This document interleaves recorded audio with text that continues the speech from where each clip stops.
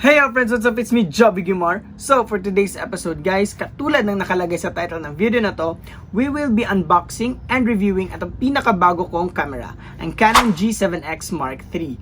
And also, we will be unboxing itong mga accessories na binili ko for it. So, let's start!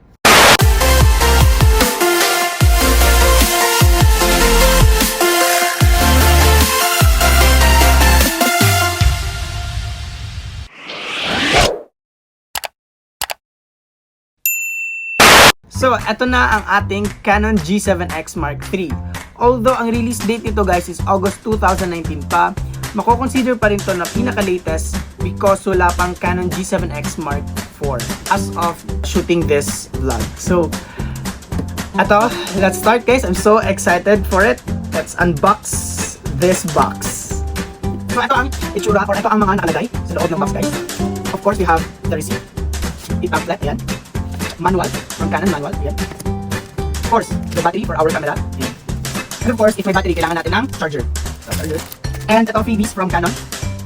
Of course, the star of our video, our Canon G7x Mark III. So, ayan siya guys. Pinaka kinonsider ko pag-upgrade. Etong Canon G7x Mark III, meron na siyang, yan, external mic. Yung monitor sa likod niya or LCD, same sa Canon G7x Mark II, you can flip it up. Ayan. Tulad nito. Ayan. Tulad na. So kapag nag-video ka, parang ganyan lang. So ito, kunin natin yung battery. Ayan, lagyan natin ng battery. Ayan. Lalagay natin dito. And may memory slot siya guys. Unfortunately, hindi siya kasali sa freebies ng Canon. So, I retain using my old memory card. So, ayun siya guys. Ayan, so ito ilalagay natin. So, now we're ready for our camera. So, on. Yan. Itong itsura niya guys. Well, aside sa external mic guys, when you use it for your photos, meron na siyang filter dito pa lang sa camera.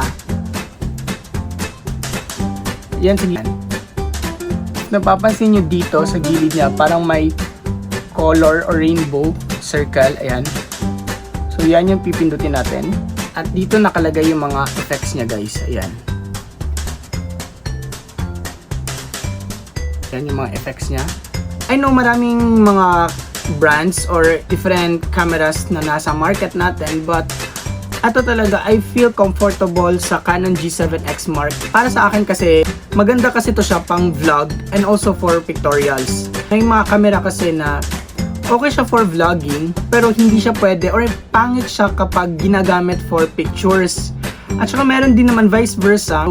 Ato talaga parang you can enjoy the best of both worlds. You don't have to pick a side kung gagamitin mo na siya for picture or for video. Also pala guys, meron siyang USB port, ayan, HDMI dito sa gilid. And sa baba niya is ayan, Wi-Fi connection. Hindi siya nakaka-connect for internet, pero it means na pwede mong makonect sa iyong phone ang camera nito. So dito din, same sila sa Canon G7x Mark II, nandito din nakalagay yung flash. Ayan. So, katulad nga ng sinabi ko kanina, aside sa ating camera, we will be unboxing also itong mga accessories na binili ko sa kanya. So, first muna is ito, tempered glass. Ito, nabili ko lang to sa Shopee guys. Nilagyan ko na to ng tempered glass. Ito. Ayan. At tempered glass na to guys. Ako mismo naglagay nito. So, kahit mura lang siya, hindi masyadong halata. Bumili din ako ng kanyang case. Ito nabili ko guys is jelly case. Ayan. I have gray color and black.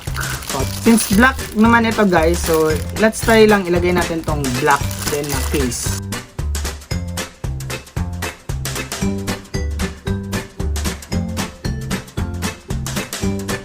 So eto na guys, may case na siya. So 'di ba parang hindi masyadong halata yung case dito.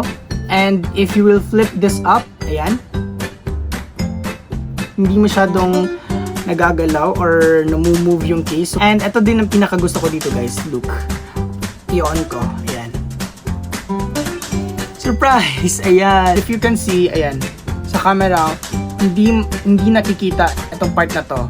So, let's turn this off, ayan. Ito din, isa dito sa favorite part ko. And also, since may free ngang binigay ng Canon, of course, let's put that also.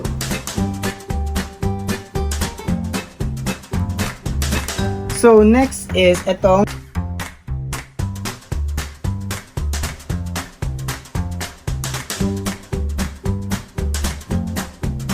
and ito yung tripod. So, di ba, para maliit lang siya. But, surprise, surprise, pwede siyang extend. And pwede din siyang ayan. Di ba? Sobrang ganda. So, tingnan natin pwede ba sa ating Canon G7x Mark III. And of course, yes, pwede. So, bumili din ako ng microphone for this. So, ito na ang ating microphone, guys.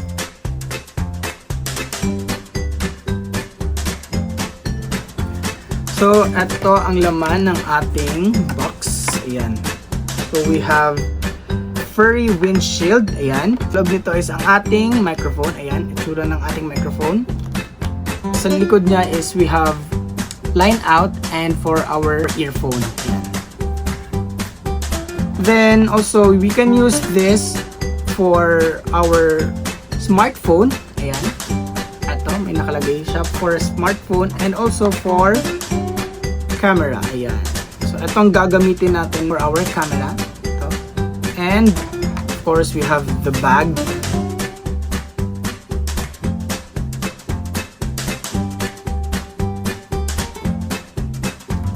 So, i-connect natin siya dito sa ating line out. Ayan. Then, the other side would be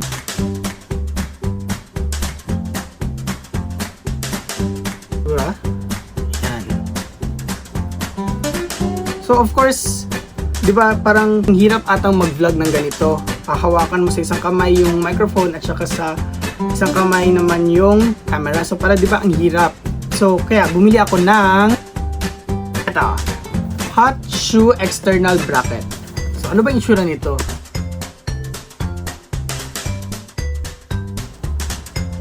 So, dito ko ilalagay yung camera at saka dito ko ilalagay yung microphone. So, paano? So, let's do a sample. Ito ang itsura. Ganyan. And our microphone will be here. And also, for finishing touch, tripod. So, eto na, ready na. So, eto na, itatry na natin ang ating camera. So, let's switch from this camera to this camera. So, eto na nga guys ang magiging itsura ng ating future videos. And before I will end this guys, thank you so much sa lahat ng mga nag-subscribe. And guys, if you have any content ideas na gusto nyo ipagawa sa akin, i-comment nyo lang guys and I will try my best guys to do it. So that's it for my vlog today guys. Thank you so much for watching and don't forget to like and subscribe and see you again in my next vlog. Bye!